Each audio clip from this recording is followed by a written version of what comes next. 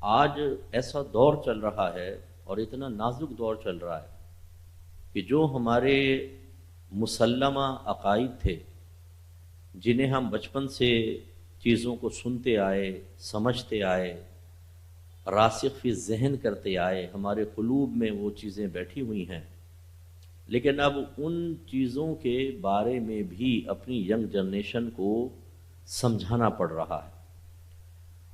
وجہ اس کی یہ ہے کہ فتنے بہت تیزی کے ساتھ نمودار ہو رہے ہیں، اور سمجھدار انسان وہ ہے کہ جو آج سے 50 سال بعد کی بھی پلاننگ کرے۔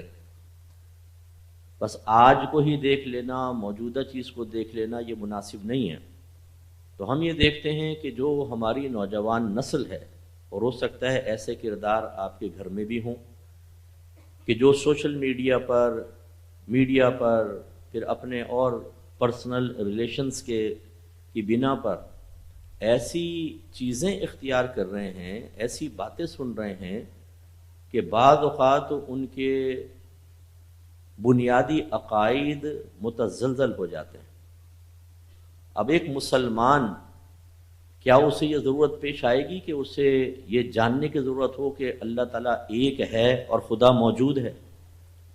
آپ کہیں اس بھی تو بڑی واضح سی بات ہے۔ حالانکہ اب ہماری ایک بہت بڑی نوجوانوں کی تعداد ہے، لڑکوں کی بھی لڑکیوں کی بھی، کہ جو اس معاملے میں بھی تذبذب کا شکار ہے۔ آج ہی مجھے ایک نوجوان ملا، اس نے کہا اب میرا ذہن ٹھیک ہو چکا ہے، ورنہ مجھے تو یہ خیالات آتے تھے کہ ہم صحیح ہیں یا نہیں، اور یہ قرآن اللہ کا کلام بھی ہے یا نہیں ہے، ہم کیسے جانیں کہ یہ اللہ کا کلام۔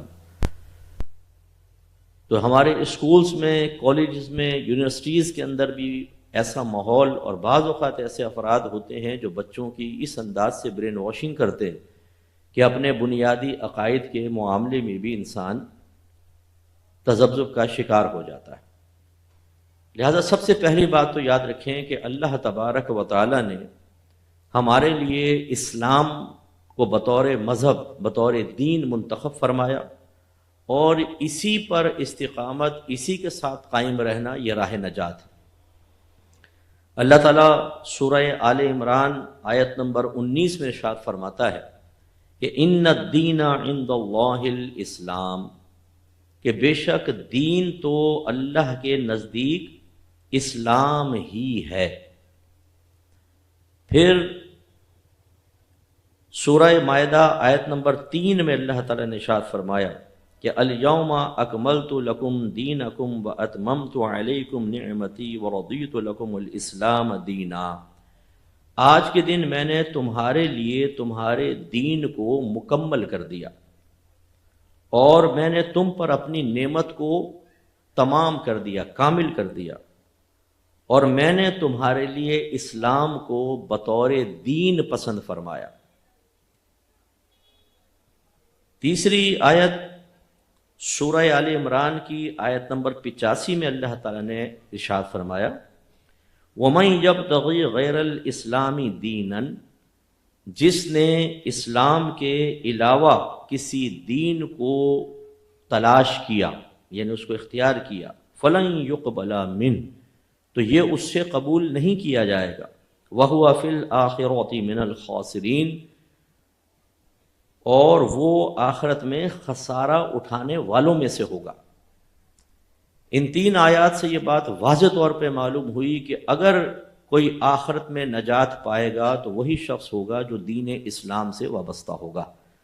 اس کا مطلب ہے کہ جتنے بھی ادیان اس وقت موجود ہیں ان میں ایک ہی ایسا دین ہے کہ جو نجات کا باعث بنے گا، اور وہ دین اسلام ہے۔ اور پھر اللہ تبارک و تعالیٰ نے سورہ انعام میں، سورہ بقرہ لے لیتے ہیں، تو سورہ بقرہ میں آیت نمبر 208 میں اللہ نے ارشاد فرمایا یا ایھا الذین آمنوا ادخلوا فی السلم کافہ ولا تتبعوا خطوات الشیطان انہ لکم عدو مبین، اے ایمان والو اسلام میں پورے داخل ہو جاؤ اور شیطان کی پیروی نہ کرو، بے شک وہ تمہارا کھلا دشمن ہے۔ تو اب یہ ان سے آپ اندازہ کریں کہ یہ ان آیات سے پتہ چلا کہ صرف اللہ کی بارگاہ میں دین اسلام ہی قابل قبول ہوگا، اور دوسرا ہر مسلمان کو چاہیے کہ دین اسلام میں پورا پورا داخل ہو جائے۔ لہذا ان دونوں پر اگر ہم غور و تفکر کریں تو ہمیں ایک تو شکر ادا کرنا چاہیے کہ اللہ تعالیٰ نے ہمیں مسلمان پیدا کیا۔ اگر ہم کسی اور مذہب میں پیدا ہوتے، ایسے گھر میں پیدا ہوتے کہ جہاں پر دیگر مذاہب کی پیروی کی جا رہی ہوتی، تو ہو سکتا ہے کہ پھر ہم اسی کو اختیار کر کے اور اس میں بڑے مضبوط رہتے، اور اگر یہ معاملہ رہتا تو پھر ہمارے لیے آخرت کی بربادی کا سامان تھا۔ تو لہٰذا اللہ کا شکر ادا کرنا چاہیے کہ اللہ نے ہمیں بغیر طلب کیے مسلمان بنایا۔ لیکن المیہ یہ ہے کہ مسلمان گھرانے میں پیدا ہونے کے بعد فطری تقاضے کے تحت جب کوئی چیز مفت میں حاصل ہو جاتی ہے تو اس کی عمومی طور پر قدر نہیں کی جاتی۔ اس لیے اگر ہمارا 5 کروڑ کا بانڈ لگ جائے فرض کر لیں تو شاید دن میں سینکڑوں مرتبہ اور کئی سال تک شکر ادا کریں گے، کیونکہ اس کی اہمیت اور اس کے نعمت ہونے کا ہمیں یقین اور احساس ہے۔ لیکن مذہب اسلام کو پانے کے بعد مجھے بھی سوچنا چاہیے، آپ بھی سوچیں، کتنی مرتبہ ہاتھ اٹھا کر ہم نے اللہ کی بارگاہ میں دعا کی کہ اللہ تعالیٰ تیرا بڑا شکر ہے کہ تو نے مسلمان بنایا، اسلام اختیار کرنے کی توفیق عطا فرمائی، یا ایک ایسے گھرانے میں پیدا کیا کہ اسلام ہمیں مفت میں حاصل ہو گیا۔ لیکن ہم اس کی قدر نہیں کرتے اور شکر ادا نہیں کرتے، ہم سمجھتے ہیں تو بڑی بس ٹھیک ہے مسلمان گھرانے میں پیدا ہوگا۔ حالانکہ اللہ تبارک و تعالیٰ نے سورہ بقرہ آیت نمبر 161 میں ارشاد فرمایا، یہ ذرا غور سے سنیے گا، کہ ان الذین کفروا، بے شک وہ لوگ جو کافر ہوئے، وماتوا وہم کفار، اور وہ مر گئے اس حال میں کہ وہ کافر تھے، یعنی حالت کفر میں ہی مر گئے، اولئک علیہم لعنت اللہ والملائکۃ والناس اجمعین، تو ان پر اللہ تبارک و تعالیٰ کی، اللہ کے فرشتوں کی اور تمام لوگوں کی لعنت ہے۔ اس کا مطلب یہ ہوا کہ اگر کوئی کافر گھرانے میں پیدا ہوا اور اس کو ہدایت اور اسلام کی توفیق حاصل نہ ہوئی اور اسی حالت میں مر گیا، تو اس پر اللہ تعالیٰ کی طرف سے لعنتوں کا نزول ہے۔ لہٰذا شکریہ ادا کرنا چاہیے اللہ کی بارگاہ میں اس عظیم ترین نعمت کا۔ اور اللہ تعالیٰ نے قرآن عظیم میں واضح فرمایا، لَإِن شَكَرْتُمْ لَأَزِيدَنَّكُمْ، کہ اگر تم شکر ادا کرو گے تو میں مزید نعمت عطا فرماؤں گا۔ اس کا مطلب یہ ہوا کہ دین اسلام کی نعمت کا شکر ادا کریں گے تو اللہ مزید ہمیں نعمتوں سے نوازے گا۔ اور شکر ادا کرنے کا طریقہ یہ ہوتا ہے کہ ایک تو زبان سے ہمیں اعتراف کریں، دل سے تسلیم کریں کہ اللہ تبارک و تعالیٰ نے ہمیں بہت بڑی نعمت سے نوازا ہے۔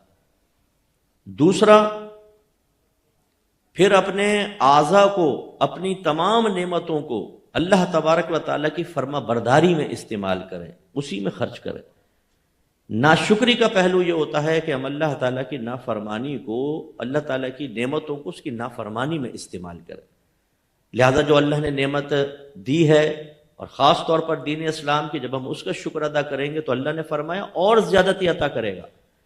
اس کا مطلب ہے کہ اسلام کے قریب آنے کا موقع ملے گا، اللہ تعالیٰ استقامت عطا فرمائے گا اور مزید اسلام سے تعلق رکھنے والی نعمتوں سے نوازے گا۔ تو اب ہمارے پاس چونکہ پورے ورلڈ سے تقریباً لوگ، جہاں جہاں میرا احکام شریعت پروگرام دیکھا جاتا ہے، لوگ رابطہ کرتے ہیں۔ بہت سے پیرنٹس اتنے پریشان ہیں کہ ان کے بچے یونیورسٹی لائف میں جانے کے بعد اور دوسرے بعض ایسے لوگوں کی صحبت میں رہ کر وہ اسلام کو آہستہ آہستہ چھوڑ رہے ہیں۔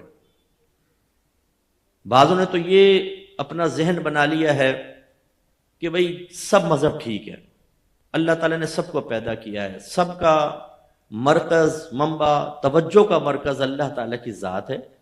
کوئی اپنے مندروں میں جا کے کرتا ہے، کوئی گردوارے میں جا کر، کوئی چرچ میں جا کر، ہم مسجد میں جا کر، تلاش تو سب اللہ کو ہی کرتے ہیں۔ اس قسم کی تھاٹس ان کی پیدا ہو چکی ہیں تو وہ ملحد ہو چکے ہیں، کسی ایک دین کے نہیں۔ بعضوں نے کہا کہ یہ ادیان جو ہیں یہی آپس میں لڑواتے ہیں۔ اس لیے سب دین ٹھیک ہیں، کسی ایک دن سے وابستگی اختیار نہ کرو، ورنہ دوسرے کو تم برا بھلا کہو گے اور لڑائی جھگڑا ہی ہوتا رہے گا۔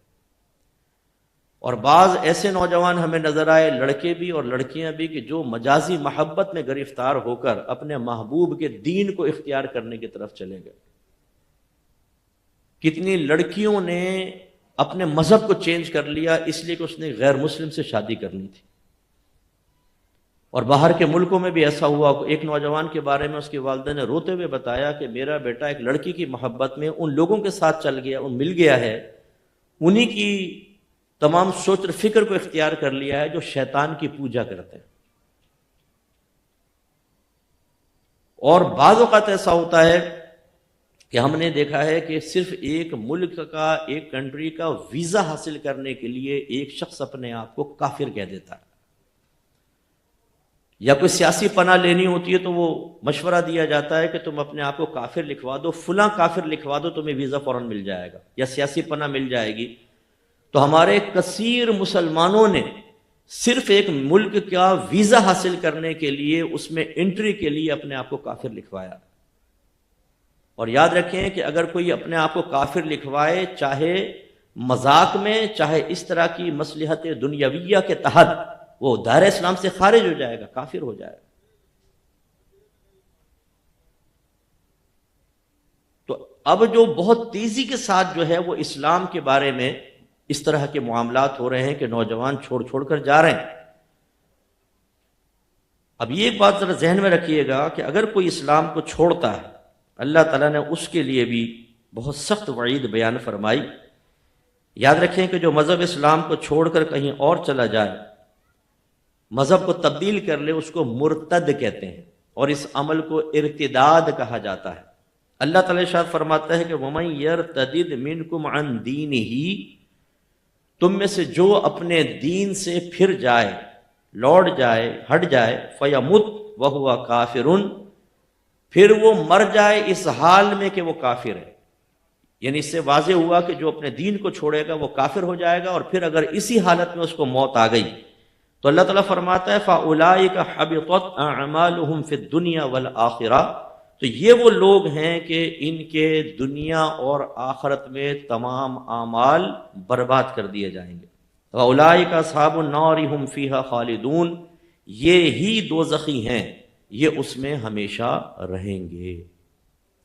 اس کا مطلب یہ ہوا کہ آج اگر ہم مذہب اسلام کی اہمیت اپنی آنے والی نسلوں کے ذہن میں نہ ڈالیں، ان کو اسلام کے قریب نہ کریں، انہیں اسلام میں پورا داخل نہ کریں، تو آج نہیں تو کل ہماری آنے والی نسلیں خطرے میں پڑ سکتی ہیں۔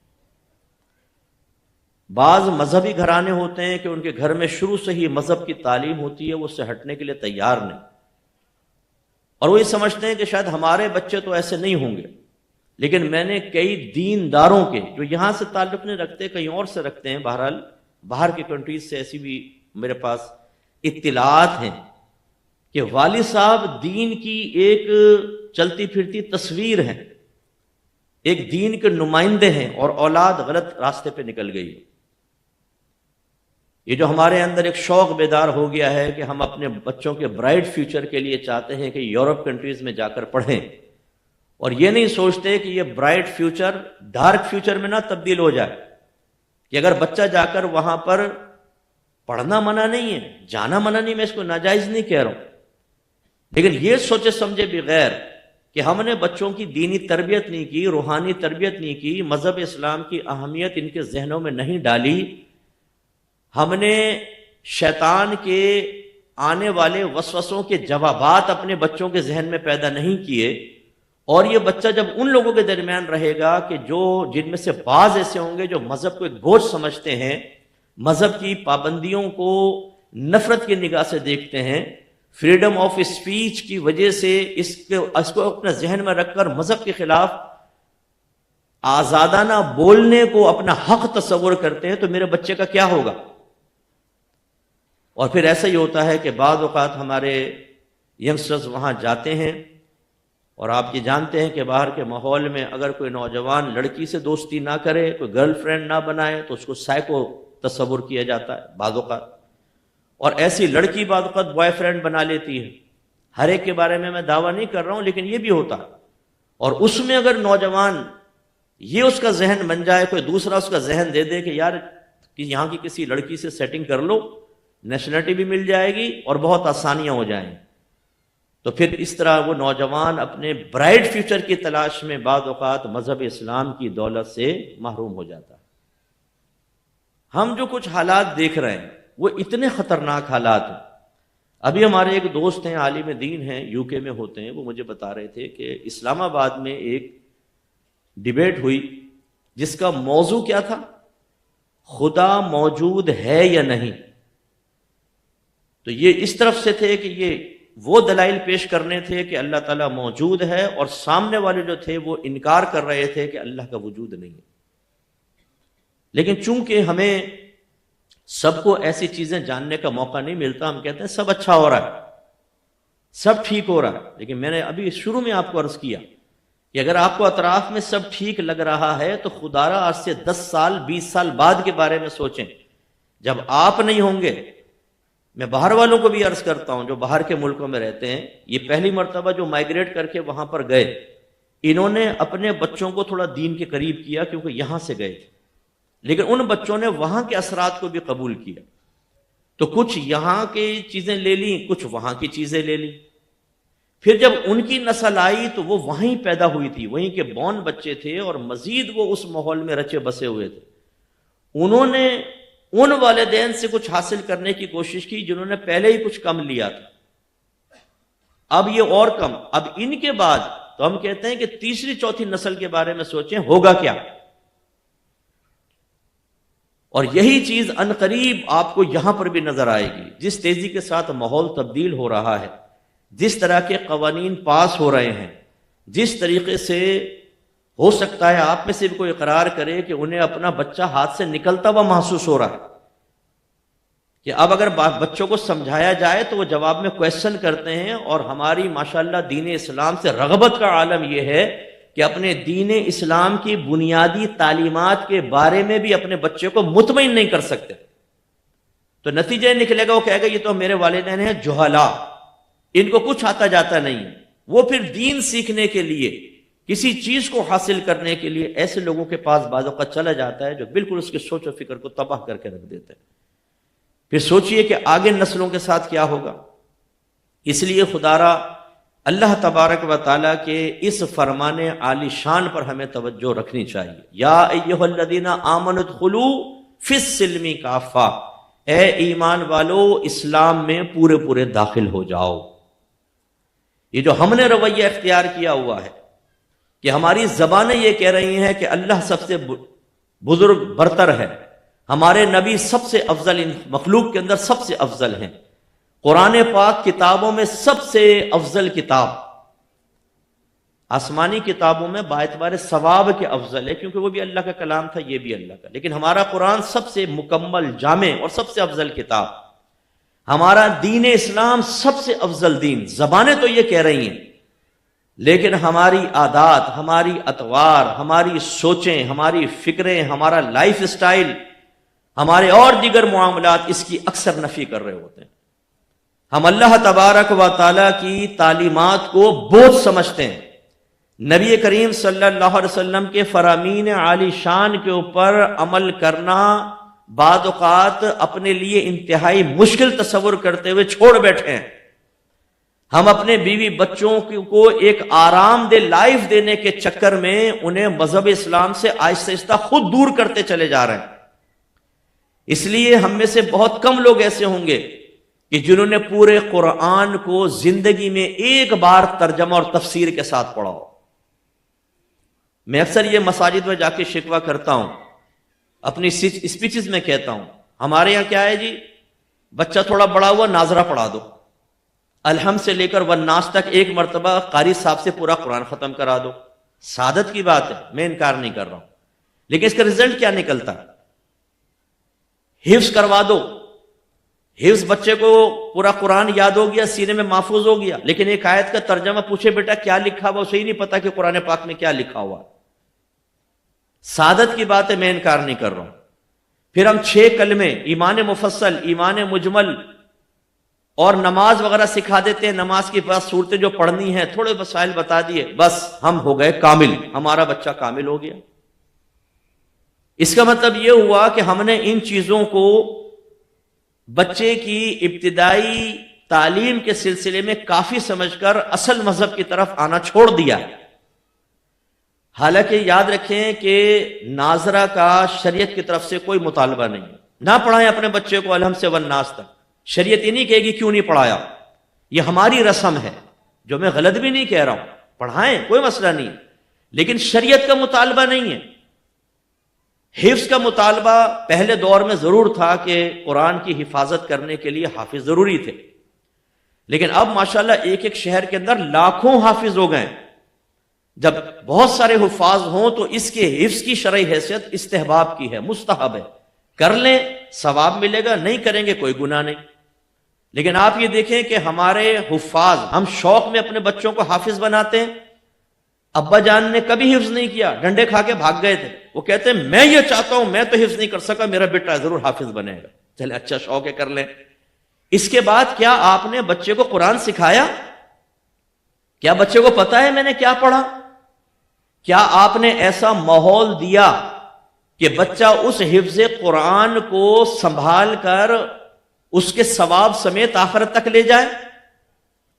تو بعض اوقات تو بچے ریاکاری کر کر کے ہی تباہ کر دیتے ہیں۔ ایک تو ہم تقریبات رکھتے ہیں، جی یہ ختم قرآن کی تقریب ہے، یہ حافظ بن گیا بچہ، اس کی تقریب، بچے کے گلے میں پھولوں کے ہار، اس کو پیسے مل رہے ہیں، مبارکباد دے رہے ہیں، ناجائز نہیں کہہ رہا ہوں، لیکن اس کے منفی اثرات کیا بچے کی طبیعت پر مرتب ہوتے ہیں، اور دیگر بچے اس کو دیکھنے کے بعد ان کے قلوب میں کون سے جذبات بیدار ہوتے ہیں؟ وہ بچہ کہتا ہے میں نے حفظ کیا، یہ میں نے بڑا کمال کیا اور اس کا یہ بدلہ مجھے ملا۔ اب چونکہ یہ تقریب کے بعد تو پھر کوئی گلے میں پھولوں کا ہار ڈالے گا نہیں، لیکن عادت تو آپ نے ڈال دی، حفظ نفس تو اس کو حاصل ہوا۔ اب وہ جب کسی کے تعارف کروائے گا، آپ کا نام حافظ ندیم، آپ کا نام حافظ ندیم، اور بعض اوقات تو حافظ ہوں میں حافظ، جگہ دیں حضرت کو، اگلی سیٹ کے اوپر جگہ دیں، مرکز محفل بنائیں، حافظ ہیں یہ، وہ اس طرح کیش کرتا رہتا ہے اپنے حفظ کو۔ اور دوسرا، پھر ہم ایک اچھا ماحول اس کو فراہم نہیں کرتے، ہم کہتے ہیں حافظ قرآن بن گیا بس ختم بات۔ یاد رکھیں اگر بچہ روزانہ اس کو ریپیٹ نہ کرے اور خصوصاً رمضان میں تراویح میں نہ سنائے، یہ قرآن ذہن سے نکل جائے گا۔ تو میں نے کتنے حفاظ کو دیکھا ہے کہ بچوں کو حافظ بنا دیا، اس کے بعد اس نے کبھی قرآن کو تراویح میں نہیں سنایا، کچھ عرصے بعد قرآن بھول گیا۔ حافظ صاحب ہیں، داڑھی غائب ہے، پینٹ شرٹ پہنی ہوئی ہے، فیس بک کے لڑکیوں سے چیٹ کر رہے ہیں، آوارگرد لڑکوں کے ساتھ باہر گھوم رہے ہیں، ماں بہن کی گالیاں بک رہے ہیں، چرس پی رہے ہیں حافظ صاحب، اسکول کالج میں جا کر آوارگرد لڑکوں کے ٹولے میں بیٹھا ہوا ہے حافظ صاحب۔ اس کا مطلب ہے حفظ تو کروا دیا، لیکن حفظ کی حفاظت، اس کی قدر و قیمت کا کس طریقے سے اہتمام کرنا چاہیے یہ تربیت نہ دے سکے۔ اور خصوصاً بچیوں کا معاملہ، کہ بچیوں کو بھی ہمیں حافظ بنانے کا بہت شوق ہوتا ہے، شوق کی تکمیل اچھی ہے، میں اس کو پھر بار بار یہ کہہ رہا ہوں غلط نہیں ہے، لیکن کیا آپ نے سوچا کہ جب بچی کی شادی ہو جائے گی، اس کو سسرال میں جائے گی، وہاں کا ماحول پھر ہو سکتا ہے شوہر کس مزاج کا ہو، پھر ایک بچہ ہوا، 2 بچے ہوئے، 3 بچے ہوئے، وہ بیچاری بچوں کو سنبھالے کہ حفظ کی حفاظت کرے، تو کچھ عرصے بعد ذہن سے نکل جاتا ہے۔ کیا اس لیے بچوں کو قرآن پاک حفظ کروایا تھا تاکہ یہ بھول جائیں اور اسی کو کل دین سمجھ لیا تھا؟ حضرت مولا علی کرم اللہ وجہہ الکریم ارشاد فرمایا کرتے تھے، جب میں چاہتا ہوں کہ اپنے رب سے باتیں کروں تو میں نماز پڑھتا ہوں، اور جب میں چاہتا ہوں کہ میرا رب مجھ سے بات کرے تو میں قرآن پڑھتا ہوں۔ کیونکہ جب وہ قرآن پڑھتے تھے انہیں سمجھ میں آتا تھا رب کیا ارشاد فرما رہا ہے۔ صحابہ کرام پیچھے کھڑے ہو کر جب قرآن سنتے تھے، وہ عربی اللسان تھے، تو مضامین قرآن ان کے قلوب پر اثر انداز ہوتے تھے، اور بار بار مضامین قرآن کا ان کے سامنے آنا انہیں بار بار آخرت کی طرف متوجہ کرتا تھا۔ تو جب حفاظ کا یہ حال ہوگا تو عام آدمی کا کیا ہوگا؟ آپ میں سے بہت سارے سے بیٹھے ہوں گے، ابھی قرآن کھول کے سن لیں، انہیں قرآن تک پڑھنا نہیں آئے گا، یعنی عربی عبارت پڑھنی نہیں آئے گی، بچپن میں کبھی پڑھا، اس کے بعد بڑے ہونے کے بعد شرم و حیا غالب آ گئی کہ اب میں قاری صاحب کو سناؤں اور یہ کہوں کہ دیکھیں میرا قرآن ٹھیک ہے کہ نہیں۔ اسی لیے میں نے پہلے بھی آپ کو ایک دفعہ غالباً مشورہ دیا تھا، کسی اچھے قاری صاحب کو، عمر نہ دیکھیے کہ میری عمر کیا ہو گئی، جو کچھ آپ نماز میں پڑھتے ہیں کم از کم وہ اس کو ایک دفعہ سنا دیں، میں صحیح بھی پڑھ رہا ہوں کہ نہیں پڑھ رہا ہوں۔ ربی جعلنی، یہ لفظ ہی غلط ہے، کوئی لفظ ہی نہیں بنے گا، اصل لفظ ہے ربی جعلنی، با کو جیم سے ملانا ہوتا ہے، ربی جعلنی۔ پوری نماز کی میں اغلاط آپ کو ذکر کروں جو بڑی معروف ہیں، کیونکہ میں نے بہت مدرسہ پڑھایا بالغان کا، اتنا غلط قرآن پڑھتے ہیں جس کی کوئی انتہا نہیں، کوئی پرواہ نہیں۔ تو جب عبارت تک نہیں آتی تو پھر ترجمہ اور تفسیر کے ساتھ قرآن کون زحمت گوارا کرے؟ اپنے رب کا پیغام کون پڑھے؟ کیوں پڑھے؟ کوئی اہمیت ہے قرآن پاک کی کہ ہم پڑھیں؟ اور پھر ایسے ایسے حافظ ہیں، داڑیاں منڈی ہوئی ہیں، گھوم رہے پھر رہے ہیں، جب آیا رمضان تو داڑھی بڑھا لی اور مسجد میں پہنچ گئے، یہ خصوصی داڑھی کے ساتھ ہی پہنچ گئے، موقع مل گیا، قرآن پڑھایا، تراویح میں پیسہ لیا۔ حالانکہ اگر پہلے پیسہ طے کر لیا جائے یا وہاں پر معروف ہو کہ حافظ صاحب کو کچھ ملے گا تو ثواب تو گیا، طاعت پر اجرت حرام ہے۔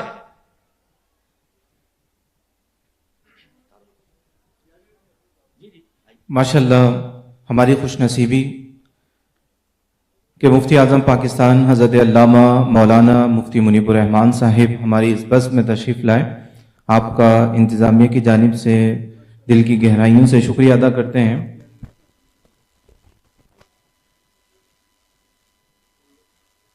تو حافظ صاحب نے بہرحال وہی جیسے میں نے کہا کہ تربیت تو ہم نے بعض اوقات کی نہیں ہوتی، نہ پڑھایا، 27ویں آئی، قرآن ختم، پھر داڑھی صاف، پیسے لیے اور پتہ چل لیے زمزمہ یا طارق روڈ پہ بہنوں کی زیارت کے لیے پہنچے ہوئے۔ تو یہ ہمارا حال ہے کہ مذہب کو ہم نے سمیٹ کر چند چیزوں تک محدود کر دیا، اس کے بعد مذہب کی طرف کون توجہ کرے؟ یاد رکھیے کہ ایک دفعہ تو کم از کم یہ کریں کہ قرآن کو ترجمہ تفسیر کے ساتھ پڑھیے، پتہ تو چلے کہ اللہ تعالیٰ کیا ارشاد فرما رہا ہے۔ میں تو کہتا ہوں ایک دفعہ پورا ختم کریں، پھر شروع سے شروع کریں، پھر ختم کریں، تاکہ مضامین قرآن ہمارے سامنے سے گزریں۔ لیکن المیہ ہے کہ ہمارے گھروں میں بعض وقت قرآن کھلتا ہی نہیں ہے، ترجمہ تفسیر تو دور کی بات، عربی عبارت پڑھنے کے لیے مسلمان تیار نہیں۔ پھر ہم نے ایک گھر میں اینٹی اسلام سا ماحول بنا لیا۔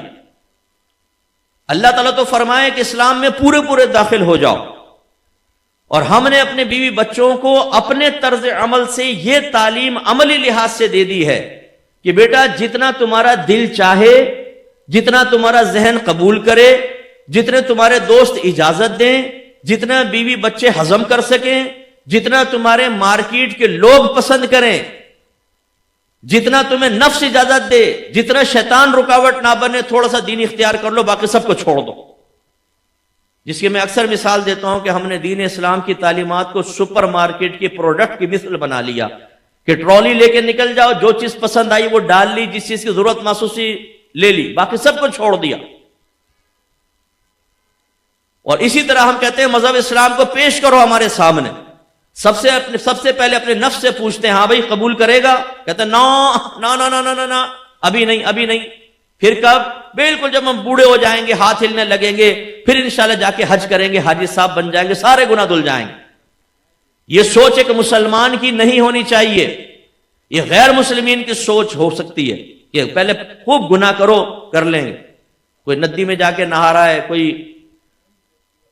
ایک پردے میں بیٹھ کے فادر سے کہہ رہا ہے جی میرے گناہ بخشوا دیں، یہ ہمارے مذہب اسلام کا طریق نہیں ہے۔ ہمیں تو فوراً مذہب اسلام سیکھ کر اس کے تقاضے کے مطابق عمل کرنا چاہیے، اور خدا نہ خواستہ کوئی خطا ہو جائے تو فوری طور پہ توبہ کر کے دوبارہ اللہ سے اپنے تعلق کو مضبوط کیا جائے۔ لیکن ہمارے ہاں صورتحال کیا ہے؟ نماز چوز کرتے ہیں، ہماری چوائس ہوتی ہے، ظہر پڑھ لیں گے، عصر پڑھ لیں گے، مغرب پڑھ لیں گے، کسی کی فجر۔ ہمیں بہت سے ایسے بیٹھے ہوں گے جن کو مہینوں سے فجر نہیں ملی ہوگی، بیوی بھی سو رہی ہے، بچے بھی سو رہے ہیں۔ ہم نے بعض اوقات ایسا اپنا گیٹ اپ بنایا ہوتا ہے کہ جس گیٹ اپ کو دیکھ کر اگر دور سے کوئی آدمی آ رہا ہو ناراض مت ہوئیے گا، وہ نہیں بتا سکتا کہ یہ مسلمان ہے یا غیر مسلم ہے۔ یعنی ہم نے اسلامی تشخص سے ایک نفرت محسوس کرنا شروع کر دی۔ ایک نوجوان نے مجھے بتایا کہ فیس بک پر میں نے کسی غیر مسلم سے فرینڈشپ کی، اس نے مجھ سے میرا ریلیجن پوچھا، میرا مذہب پوچھا، تو مجھے اتنی شرم آئی کہ میں مسلمان کہوں، میں نے اپنے آپ کو کافر کہہ دیا۔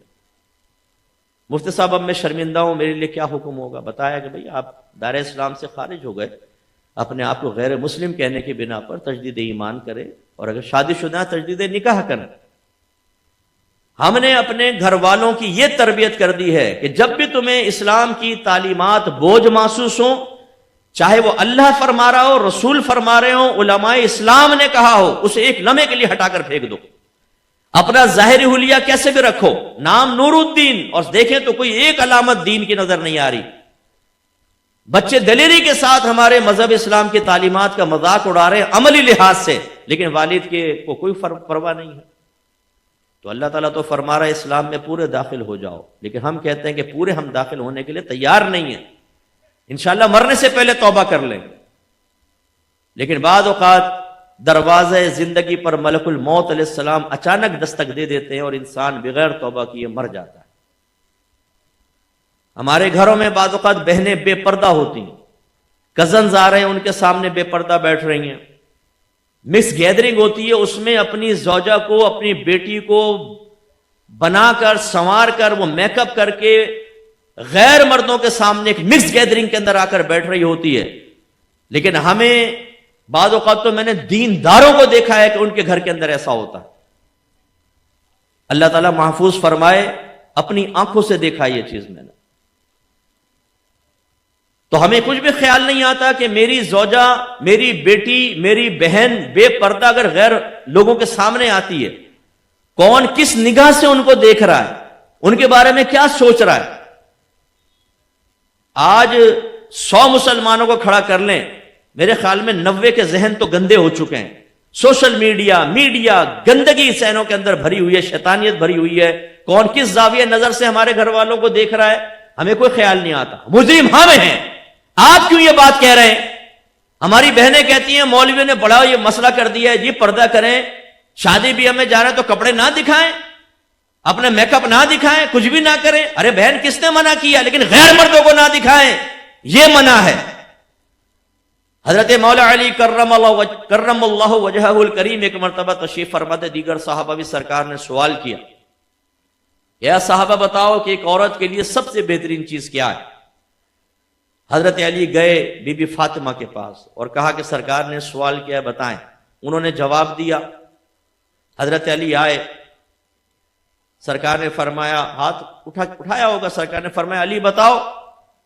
عرض کی عورت کے لیے سب سے بہترین چیز یہ ہے کہ نہ وہ کسی نامحرم کو دیکھے، نہ اس پر کسی نامحرم کی نگاہ پڑے۔ تو میرے آقا صلی اللہ علیہ وسلم نے فرمایا کہ علی یہ ضرور جواب فاطمہ نے دیا ہوگا، کیونکہ تربیت آپ نے فرمائی۔ اب مستثنا صورتیں یقیناً ہوتی ہیں، ڈاکٹر کے پاس جانا ہوتا ہے، پرچیزنگ کرتی ہیں، خریداری کرنی ہوتی ہے، بہنوں نے پردے میں رہ کے کر سکتی ہیں، اس پہ نامحرم پہ نگاہ بھی پڑے گی، وہ ایک الگ شرعی احکامات ہیں، اس کا انکار نہیں۔ لیکن اس کی روشنی میں کم از کم جو میں آپ کو عرض کرنا چاہ رہا ہوں کہ ہم بے پردہ اپنی خواتین کو باہر لے کر جاتے ہیں، ان پہ نگاہ پڑتی ہیں۔ ہماری بہنوں کو سوچنا چاہیے کوئی آپ کو دیکھ رہا ہے، کس نظر سے دیکھ رہا ہے؟ کیا ہمیں یہ خوف نہیں ہے کہ میدان محشر میں ہم سے اس بارے میں کویسچن کیا جائے گا؟ اور اسی سے خرابیاں پیدا ہوتی، اسی سے مسائل پیدا ہوتے۔ کتنے لوگ ایسے ہیں کہ بہن یہ کہتی ہیں کہ ہمارا شوہر غیر عورتوں کے ساتھ انوالو ہو گیا ہے، اور کتنے شوہر یہ کہتے ہیں کہ میری بیوی غیر مردوں کے ساتھ انوالو ہو گئی۔ اور ماشاءاللہ غیرت ہماری اتنی ہوتی ہے، اگر بیوی کو بے پردہ لے کے اسکوٹر پہ جا رہے ہیں نا، کہ سگنل پہ رکے اور برابر میں دو نوجوان آ گئے اور وہ دیکھنے لگے، تو شوہر کہتا ہے اے کیا دیکھ رہا ہے، نگاہ نیچی کر۔ ماشاءاللہ اتنی غیرت، میری بیوی کو دیکھ رہا ہے میرے سامنے، ویسے دیکھ لو، بے پردہ ہی لے کے جا رہا ہوں ویسے دیکھ لو، لیکن خبردار جو میرے سامنے میری بیوی کو دیکھا، آنکھیں نکال دوں گا تمہاری۔ اسی طریقے سے ہم کاروبار کر رہے ہوتے ہیں، ہم نوکری کر رہے ہوتے ہیں، اس کے لیے ہمیں اسلامی تعلیمات کو حاصل کرنا چاہیے۔ ذرا آپ نے کوئی ٹرم اینڈ کنڈیشن غلط لگائی نہیں کہ آپ کا حلال حرام ہو سکتا ہے، عقد فاسد ہو سکتا ہے۔ میں جانتا ہوں ماشاءاللہ بہت سے کاروباری ایسے ہیں، خود ہمارے پاس کئی آتے ہیں کہ وہ صاحب یہ ہم کرنا چاہتے ہیں، یہ ڈیل کرنا چاہتے ہیں، یہ کنڈیشنز لگا سکتے ہیں کہ نہیں؟ کوئی اصلاح والی بات ہوتی ہے تو بتا دیتے ہیں، اگر صحیح ہے تو ٹھیک ہے آپ کر لیں۔ اس سے فائدہ یہ ہوتا ہے کہ پیسہ اب بھی آئے گا، لیکن اللہ تعالیٰ کی فرما برداری کے ساتھ آئے گا اور برکت کے ساتھ آئے گا۔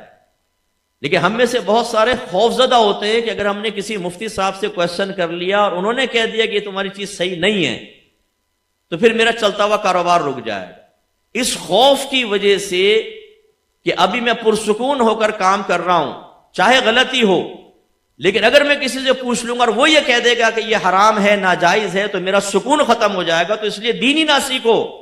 وہ اپنے بچوں کو بعض اوقات مشکوک رزق کھلا رہے ہوتے ہیں یا حرام رزق کھلا رہے ہوتے ہیں۔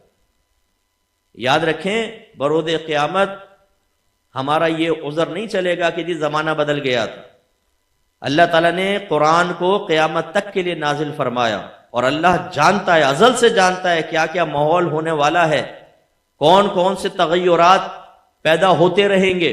اس کے باوجود جب اللہ نے فرمایا کہ اسلام میں پورے پورے داخل ہو جاؤ، تو اس کا یہ فرمان ہی ثابت کر رہا ہے کہ قیامت تک دین اسلام پر چلنا ممکن ہے۔ یہ ہمارے ہیلے بہانے ہوتے ہیں، ہم نے اپنے لائف سٹائل ایسا بنایا ہوتا ہے کہ اس کو چھوڑنے کے لیے ہم تیار نہیں ہوتے۔ ہم کہتے ہیں یہ نہیں چھوٹے گا، قرآن چھوٹ جائے، حدیث چھوٹ جائے، اللہ تبارک و تعالیٰ کی رضا حاصل ہو یا نہ ہو، نبی کریم ناراض ہوں یا رنجیدہ ہوں، ہمیں پرواہ نہیں، ہم ایسے چلتے رہیں۔ اور اس میں جب کبھی ہم جیسا کوئی آدمی یا کوئی بھی جیسے ہمارے علماء اصلاحی بات کرے تو مت کر نصیحت ناصحا، دل میرا گھبرائے ہے، اس کو دشمن جانوں ہوں جو مجھ کو سمجھائے۔ ہماری بہنیں ناراض ہو جاتی، انہیں اگر کہہ دیں کہ آپ غیبتیں مت کریں، چغلیاں مت کریں، گھر کے سکون کو برباد نہ کریں، لیگ پولنگ نہ کریں، لڑائی جھگڑے ختم کر دیں، مذہب اسلام کی تعلیمات کو سیکھیں کہ گھر کے جھگڑوں کو ختم کرنے کے لیے سب سے ضروری چیز شریعت کا دخول ہے، داخل ہونے دیں شریعت کو۔ پھر کوئی بھی اختلاف رائے ہو تو شریعت کو اس کا معیار بنائیں۔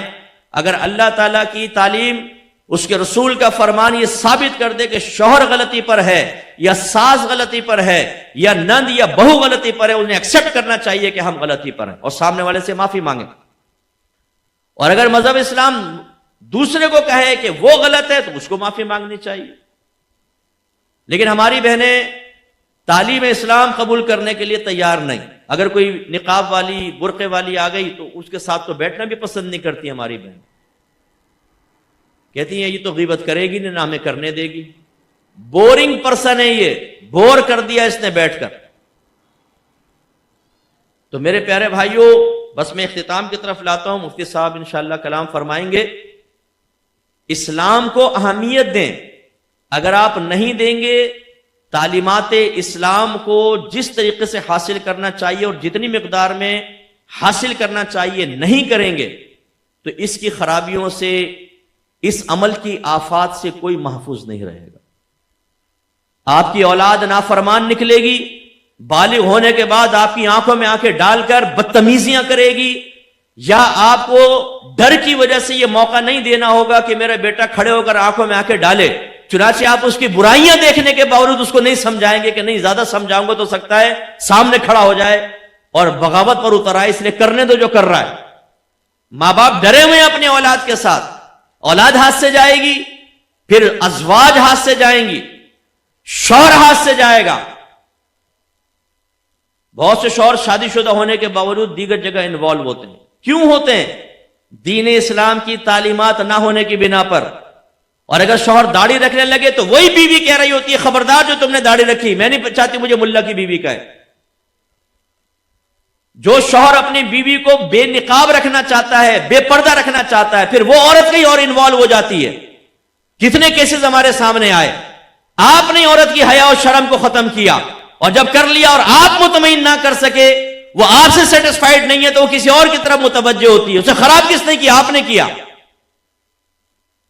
جب آپ ایک حرام راستہ اختیار کرتے ہیں، چاہے وہ پیسہ کمانے کے اعتبار سے، کاروبار کے اعتبار سے، تو گویا کہ اپنی اولاد کو غلط راستہ دکھا رہے ہیں کہ تم بھی صرف مال کی مقدار دیکھو، آسائشیں دیکھو، اس مال کی بنا پر ملنے والی جھوٹی عزتوں کو اپنا معیار بناؤ، تمہیں مرکز محفل بنایا جائے گا، تمہاری قدر کی جائے گی، تم عالیشان گاڑیوں میں سفر کرو گے، باہر کے ملکوں میں پکنک منانے کے لیے جاؤ گے، یہ سب کچھ حاصل تو ہو جائے گا، لیکن اس کا انجام کیا ہونے والا ہے یہ ہمیں سوچنا چاہیے۔ تو پھر بچے اسی حرام راستے پہ چلتے ہیں، غلط راستے پہ چلتے ہیں،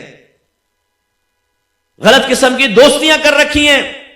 ہمیں تو پتہ ہی نہیں چلتا کہ آج کل جدید ٹیکنالوجی سے وابستہ، آراستہ اور اس سے فیض یاب ہونے والی نوجوان نسل کیا کیا کر رہی ہے انٹرنیٹ کے اوپر۔ بغل میں بیٹھ کے بچہ آج کل غلط حرکتیں کر رہا ہے، اس کو اس ذہنی آزادی اور مذہب اسلام کی تعلیمات سے بے راہ روی کی طرف کس نے راغب کیا؟ کون ہے دشمن؟ کس نے بچوں کو غلط راستہ دکھایا؟ ہم کہتے ہیں کسی نے جادو ٹونا کروا دیا، ہمارے بچے ہاتھ سے نکل گئے۔ ارے کسی نے جادو ٹونا نہیں کروایا، بڑے جادوگر ہم ہیں۔ ہم نے اپنے بچوں کو مذہب اسلام کی نفرت ڈالی ہے دل میں بسا اوقات، اور انہیں مذہب اسلام کی تعلیمات سے دور کیا۔ خراب تو ہم نے کیا ہے۔ جب ایک گھر کے سرپرست، چاہے وہ شوہر ہو یا ایک ماں ہو، وہ مذہب اسلام کو اختیار کرنے کے لیے تیار نہیں، تو پھر اولاد کیسے کرے گی؟ پوری پوری نسلیں خراب ہو رہی ہیں۔ ناراض مت ہوئیے گا اگر ہم جو تربیت ہمیں اولاد کی کرنی چاہیے اگر ہم نہیں کریں گے تو بالغ ہونے کے بعد اس عدم تربیت کی بنا پر جتنے وہ گناہ اور خطائیں کریں گے، اس کا وبال ماں باپ پر بھی ہو سکتا ہے۔ آخرت میں کویسچن ہوگا، کلکم راعین و کلکم مسئول عن رعیتہ۔ اللہ تعالیٰ فرماتا ہے تم میں سے ہر شخص نگہبان ہے، تم سے تمہاری رعایا کے بارے میں کویسچن ہوگا۔ پھر فرمایا شوہر سے اس کی بیوی اور بچوں کے بارے میں سوال کیا جائے گا، عورت سے اس کے گھر کے بارے میں، اس کی اولاد کے بارے میں کویسچن ہوگا۔ یہ سوالات کے لیے تیار رہیں۔ ہم آپ کے دشمن نہیں ہیں، ہم آپ سے محبت کرتے ہیں، پیار کرتے ہیں۔ آپ کو میدان معاشر میں کھڑا کیا جائے گا اور حساب و کتاب ہوگا کہ اپنی اولاد کو علم سکھایا تھا یا نہیں، انہیں نیکی کا حکم کیا تھا یا نہیں، برائی سے روکا تھا یا نہیں، اپنے آپ کو رول ماڈل بنا کر اپنے بچوں کو سیدھا راستہ دکھایا تھا یا نہیں۔ جواب کے لیے تیار رہیے۔ میں نہیں کہہ رہا ہوں، آپ کے نبی نے فرمایا۔ مذہب اسلام کو معمولی سمجھ کر پس پش نہ پھینکیں، اسے بھی اہمیت دیں، خدا را اہمیت دیں۔ اگر ہماری گورنمنٹ آف پاکستان یہ اعلان کر دے جو نماز پڑھے گا ہر نماز کے بدلے میں 5,000 کا نوٹ ملے گا، جو داڑھی رکھے گا اس کو ہر مہینے 1,00,000 روپے داڑھی الاؤنس ملے گا، جو فلاں مذہب کی بات پر عمل کرے گا اس کو اتنا ملے گا، میں کہتا ہوں کوئی مسلمان ایسا نہیں ہوگا جو عمل سے دور ہو جائے۔ ہو سکتا ہے آپ اچھے لوگ ہیں، آپ پیسے کے لیے نہ کریں، لیکن ایک عام جو فطرت ہے ہماری طبیعت ہے اس کے تحت عرض کر رہا ہوں، آج اس کے ساتھ پیسہ وابستہ کر دیں۔ جو ہماری بہنیں بے پردہ گھومتی ہیں، اگر ان کے بارے میں یہ اعلان ہو جائے کہ جو عورت برقع پہن کے عبایا پہن کے نکلے گی اسے 1,00,000 روپے برقع الاؤنس دیا جائے گا۔ مجالے جو گھر میں ایک بھی بے پردہ رہ جائے، مجالے کوئی عورت بے پردہ باہر نکل جائے، مجالے جو اس کے خلاف علم بغاوت اٹھا لے، اپنے شوہر کے سینے پہ چڑھ کے گفتگو کرے، اتنا پرکشش اعلان۔ تو خدا را مذہب اسلام کے قریب آئیں، یہ آہستہ آہستہ بے حد خطرے میں جا رہا ہے۔ میں نام لیے بغیر عرض کرتا ہوں، جو اسلامک ممالک ہے اس میں اسلام کا حشر دیکھا ہے آپ نے؟ منی اسکرٹس میں عورتیں گھوم رہی ہیں، انہیں آپ دیکھ کے پہچان نہیں سکتے کہ یہ انگریز ہیں یا مسلمان۔ ان کے نام عجیب و غریب، عورتیں بے پردہ، مسجدوں کو تالے لگ رہے ہیں، ادارے ختم ہو گئے، علماء عزت بچا کر بھاگ رہے ہیں، ماحول ایسا ہو گیا۔ اور ان قریب جو آپ کے بہت سے علاقے مرکز عقیدت کہلاتے ہیں ان میں جو کچھ ہونے والا ہے وہ بھی آپ سے مخفی نہیں ہے۔ اسلام کو اگر ہم نے اہمیت نہیں دی، اسلام کو چھوڑ دیا، اس کے دامن کو مضبوطی سے نہ تھاما تو آگے بربادی۔ بس آخر میں یہ 2 باتیں عرض کرتا ہوں، پھر مفتی صاحب انشاءاللہ اپنے ملفوظات ارشاد فرمائیں گے۔ دیکھیں، پہلی چیز ایک تو اپنی اسلامی شناخت کو کبھی نہ بھلائیں۔ اب ہو رہا یہ ہے کہ نام ایسے رکھے جا رہے ہیں کہ جن کو سننے کے بعد آپ کو پتہ نہیں چلے گا یہ کافر کا بچہ ہے یا مسلمان کا، یہ ہے کون۔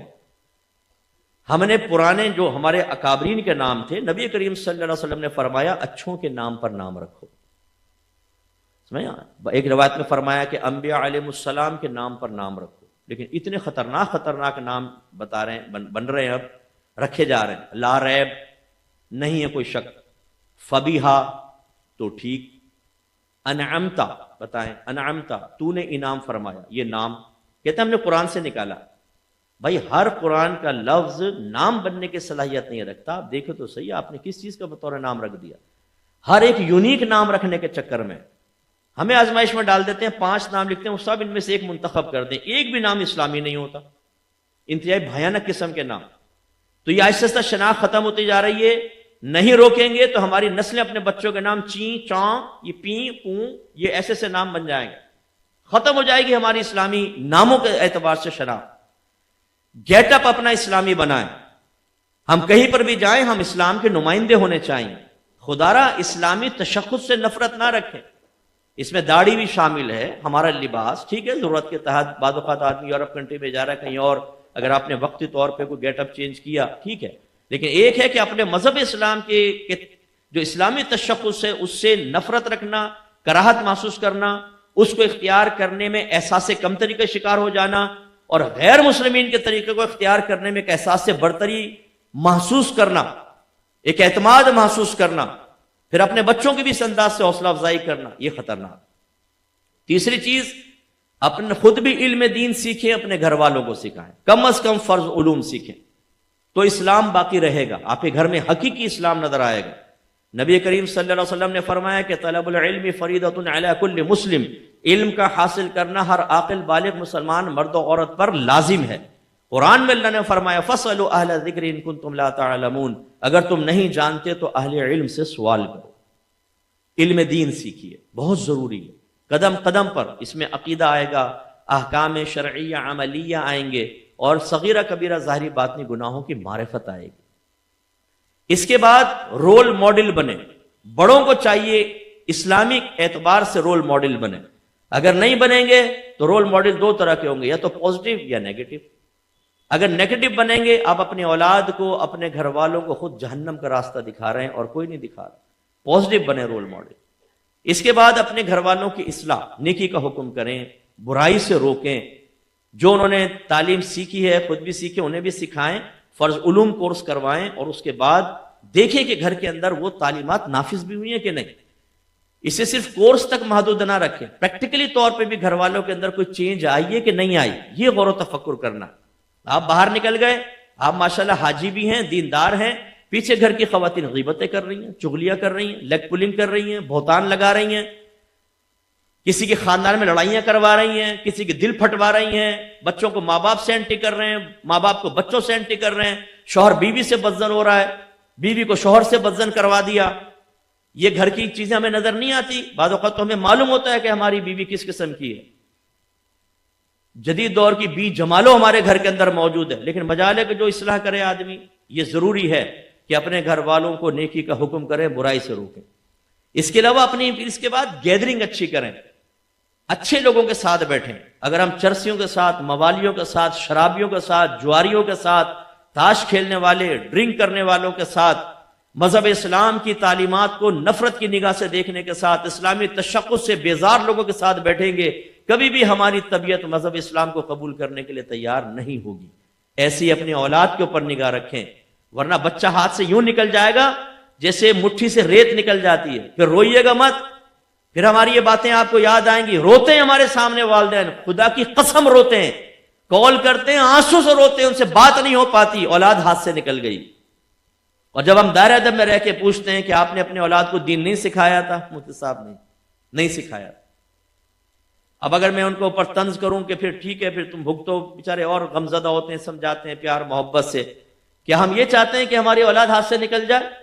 یہ جتنی ہماری بہنیں مجھے اس وقت پردے میں بیٹھ کے سن رہی ہیں, جن کو نہ نماز کی فرصت ہے, نہ دین پر چلنے کی فرصت ہے, جو اپنے بچوں کی دینی تربیت نہیں کر رہی, جب یہ بچے شادی کرنے کے بعد اپنی بیوی کو اپنی پشت کے پیچھے کر کے سینے پر چڑھ کر آپ سے گفتگو کریں گے اور کہیں گے کہ امی آپ نے ہمارا جینا دوبر کر دیا ہے, اس وقت آپ کو احساس ہوگا کہ اپنے بچوں کو دین سے دور کرنا کتنا خطرناک تھا.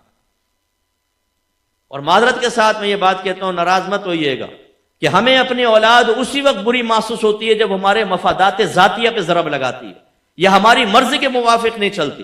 وہ اللہ کی نہ مانے, رسول کی نہ مانے, قرآن کی نہ مانے, حدیث کی نہ مانے, ہمیں کوئی تشویش نہیں, ہماری ماننے چاہیے. جس دن اولاد یہ کہتی ہے ابا سے کہ میں تمہارا نہیں مانوں گا, جس دن اولاد ماں سے کہتی ہے کہ میں آپ کی بات نہیں مانوں گا, اس وقت وہ ماں باپ ہمیں فون کر کے کہتے ہیں مفتی صاحب ذرا بتائیے گا کہ ماں باپ کا اسلام میں کیا مقام و مرتبہ ہے. کل میرے بیٹے نے گالی دی ہے مجھے، ایک ماں نے بتایا کہ میرے بیٹے نے لکڑی مار کے میری ہاتھ کی ہڈی توڑ دی ہے، ایک باپ نے کہا میرے بیٹے نے میرے منہ پہ تماچا مارا ہے۔ مفتی صاحب بتائیں ایسی اولاد کے بارے میں مذہب کیا کہتا ہے؟ میں دائرہ ادب میں رہ کے کہتا ہوں آپ نے پہلے کیوں نہیں جانا کہ آپ کا مذہب اس اولاد کی تربیت کے لیے کیا کہتا ہے؟ جب آپ کے مفادات ذاتیہ پہ ضرب لگے تو آپ کو مذہب یاد آیا؟ آپ نے کہا قرآن کی ڈھال کو سامنے رکھ کر اپنے بچوں کو رام کر لیا جائے، انہیں زیر بار کر لیا جائے، بچوں کو مطمئن کر دیا جائے، وہ ہمارا ادب اور احترام کریں۔ تو یہ قرآن تو پہلے بھی موجود تھا، اور اسی قرآن نے آپ کو ادب و احترام دیا ہے، آپ کو ماں باپ قرآن نے بنایا ہے، یہ رشتے قرآن نے متعارف کرمائے ہیں، آپ کا ادب آپ کا احترام قرآن نے بتایا ہے۔ فَلَا تَقُلْ لَهُمَا أُفٍّ وَلَا تَنْهَرْهُمَا وَقُلْ لَهُمَا قَوْلًا كَرِيمًا، اپنے ماں باپ سے اف بھی مت کہو، انہیں ڈانٹو مت، اور ان سے نرمی سے گفتگو کرو، یہ قرآن بتا رہا ہے۔ ایک صحابی نے کہا یا رسول اللہ میں نے اپنی ماں کو اپنے کندھے پہ رکھ کر 6 میل تک ایک ایسے گرم راستے پر فاصلہ طے کیا جو اتنا گرم تھا کہ اگر اس پہ گوشت کا ٹکڑا ڈال دیا جاتا تو بھن کر کباب ہو جاتا، کیا میں نے اپنی ماں کی خدمت کا حق ادا کر دیا؟ رحمت کونین صلی اللہ علیہ وسلم نے ارشاد فرمایا یہ جتنی تیری خدمت ہے، تیری ماں نے پیدائش کے وقت جو درد کے جھٹکے سہے ہیں، شاید یہ تمام خدمت ان میں سے کسی ایک جھٹکے کا بدلہ ہو سکے۔ جو ہماری بہنیں اپنی بچیوں کو جھوٹ بولنا سکھاتی ہیں، ساس سے جھوٹ بول رہی ہیں، بچی سن رہی ہے اور کون ہی مار رہی ہیں، بولنا نہیں تو گردن دبا دوں گی تیری اگر تو نے بعد میں بتایا کہ ہم نے کیا کیا تھا۔ دادی کے سامنے جھوٹ بول رہی ہیں، بچیوں کی دادی کے سامنے، ان کی پھپھیوں کے سامنے، تو یہ بچی بڑی ہو کر بڑے پاکیزہ سچ بولے گی؟ وہ تو ماں کے طریق پہ چلے گی۔ جو بیوی شوہر کے سینے پہ چڑھ کے بدتمیزیاں کر رہی ہو، کیا اس کی بیٹی اپنے شوہر کی قدر کرے گی؟ وہ اپنے شوہر کی عزت اتار کے ہاتھ میں رکھے گی، اس کے ساتھ وہ یہ حشر کرے گی۔ حالانکہ نبی کریم صلی اللہ علیہ وسلم نے ارشاد فرمایا، لاسٹ حدیث سے بس ختم کر رہا ہوں، سرکار نے فرمایا ایک دفعہ عورتوں کا گروہ تھا، فرمایا میں نے تم میں سے اکثر کو جہنم میں دیکھا۔ انہوں نے عرض کیا رسول اللہ کس وجہ سے؟ فرمایا تم احسان فراموشی کرتی ہو اور ناشکری کرتی ہو۔ کویسچن ہوا کہ رسول اللہ کیا اللہ کی ناشکری اور احسان فراموشی؟ فرمایا نہیں، شوہر کی۔ پھر فرمایا کہ بعض اوقات شوہر، ویسے تو حاضر کا صیغہ سرکار نے فرمایا، میں ترجمہ اپنے الفاظ میں ذکر کر رہا ہوں، کہ بعض اوقات ایک شوہر اپنی زوجہ کے ساتھ ایک طویل عرصے تک اچھا معاملہ کرتا ہے، لیکن پھر وہ اس سے کوئی ناگوار چیز دیکھتی ہے تو کہتی ہے کہ میں نے تجھ سے کبھی کوئی بھلائی نہیں دیکھی۔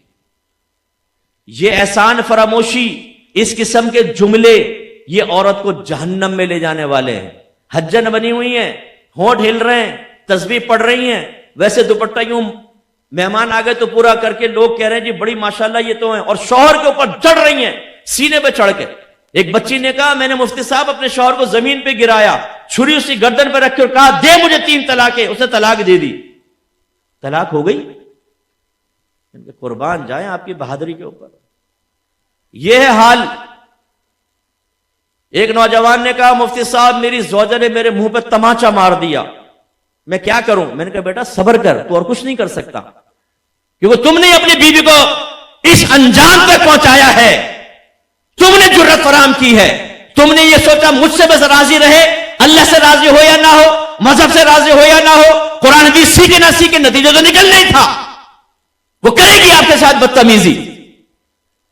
اسے آپ نے جب منتخب کیا تھا، ایک نوجوان نے کہا مفتی صاحب میں اپنی بیوی کو کہتا ہوں پردہ کر، وہ کرتی نہیں ہے، بتائیں میں کیا کروں؟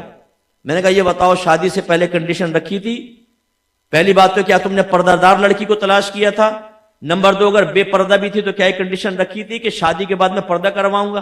کہنے لگا نہیں یہ تو نہیں تھی۔ میں نے کہا کیوں؟ کہنے لگا وہ میری امی نے منع کر دیا تھا کہ بیٹا ابھی شادی ہونے دے پھر دیکھ لیں گے، اپنا مطلب نکلنے دے پھر مذہب بھی دیکھ لیں گے، پہلے تیرا مطلب حل ہو جائے پھر اللہ کو بھی دیکھیں گے، پہلے ہمارا گھر آباد ہو جائے مذہب اسلام کو بھی دیکھ لیں گے۔ تو میں نے کہا بھوک تو پھر۔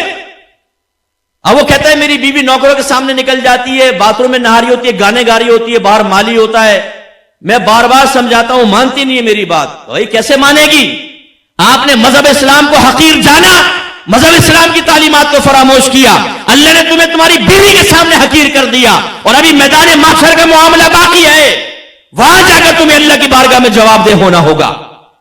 اس لیے میں گزارش کرتا ہوں، آئیے مذہب اسلام کو اہمیت دیں، اپنے لیے، اپنی اولاد کے لیے، اپنے گھر میں اچھے ماحول کے لیے، آخرت میں اپنے آپ کو تباہی سے بچانے کے لیے